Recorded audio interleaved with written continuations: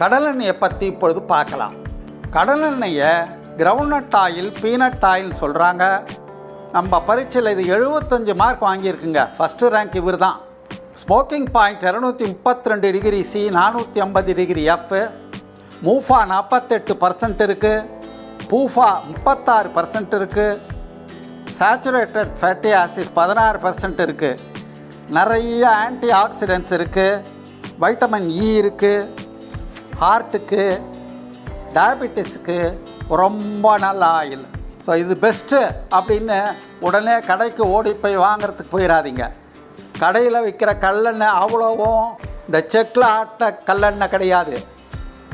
கடையில் விற்கிறது எல்லாம் சால்வெண்ட் எக்ஸ்ட்ராக்ஷன் ப்ராசஸில் தயாரித்த கல்லெண்ணெய், எல்லா சத்தும் போனது. ஸோ எது பெஸ்ட்டுன்னு சொல்கிறோன்னா செக்கில் ஆட்ட கோல்டு எக்ஸ்ட்ராக்ஷன் ப்ராசஸ் செக்கெண்ணெய் தான் பெஸ்ட்டு. அதனால் பார்த்து வாங்கணும்.